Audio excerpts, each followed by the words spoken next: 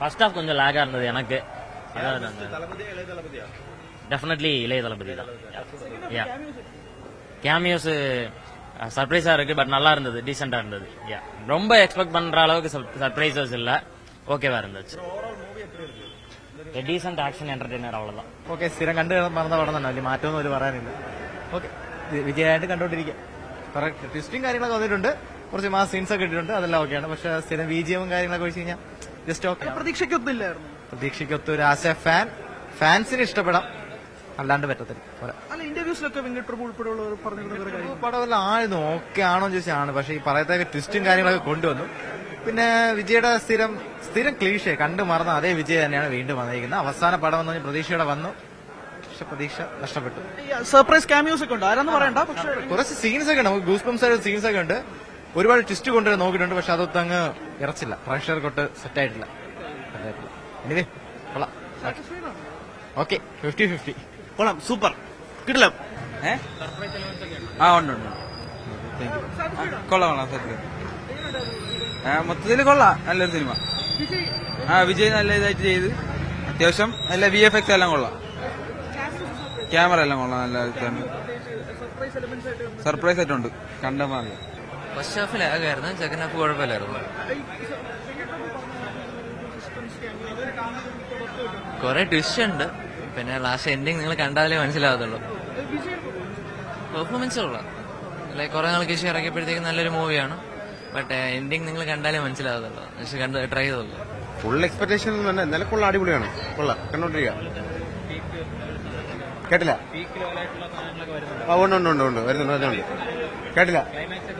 Climax കൊള്ളാം, അത്യാവശ്യം കൊള്ളാം, നല്ല രീതിയിൽ ചെയ്ത്. കേട്ടില്ല? സ്ക്രീൻ പ്ലേ വെങ്കട് പ്രഭുവിന്റെ ഒരു അത്യാവശ്യം വേറെ ലെവല് തന്നെ ചെയ്തിട്ടുണ്ട്.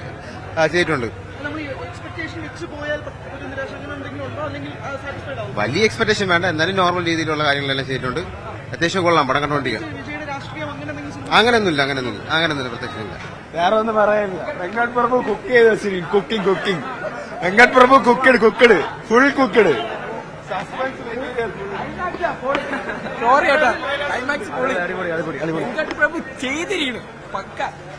ഹീറോ വിജയ് തന്നെ, വില്ലൻ വിജയ് തന്നെ, അത്രേ ഉള്ളു പടം. അത്ര കാണാം. അണ്ണ മാത്രമേ, വില്ലൻ വിജയ് തന്നെ, ഹീറോ വിജയ് തന്നെ, അത്രേ ഉള്ളൂ. എക്സ്പെക്ടേഷന്റെ അത്ര വന്നില്ലെങ്കിലും എന്നാലും കുറെ റെഫറൻസ് ഒക്കെ ഉണ്ടായിരുന്നു, കൊള്ളായിരുന്നു. ഇങ്ങനത്തെ പടം ചെയ്യേണ്ടായിരുന്നു, ഒന്നുമില്ല വേണ്ട, എനിക്ക് ഒന്നുമില്ല ഏട്ടാ, പ്രതീക്ഷ അതൊന്നും കിട്ടിയിട്ടില്ല. ഒന്നുമില്ല, വെങ്കട് പ്രഭുവിന്റെ കരിയർ വേസ്റ്റ് പടം എന്ന് തോന്നുന്നു. എനിക്ക് ഒട്ടും സാറ്റിസ്ഫൈഡ് അല്ല പടം. ഡിഏജിംഗ് പ്രോസസ് ഒക്കെ ഡിഏജിംഗ് ഒന്നും കുഴപ്പമില്ല, പടം കഥയുണ്ടെങ്കിലല്ലേ കാര്യമുള്ളൂ. എനിക്ക് ഇഷ്ടപ്പെട്ടില്ല. നല്ല പടം കേട്ടോ, ഫൈറ്റ് എല്ലാം അടിപൊളിയാണ്. എന്തായാലും വെങ്കട് പ്രഭു നല്ല പോലെ ചെയ്ത് വെച്ചിട്ടുണ്ട് പടം. ഓണത്തിന് സൂപ്പർ ആയിരിക്കും. എനിക്കിഷ്ടപ്പെട്ടു. എതിരഭിപ്രായമുള്ളവരുണ്ട്, നെഗറ്റീവായിട്ട് എനിക്കൊന്നും തോന്നിയില്ല. അല്ല, ഒരു ഫാൻസിനെ കണ്ട് അടിച്ചു പൊളിക്കാൻ പറ്റിയ ഒരു വിജയ് പടം.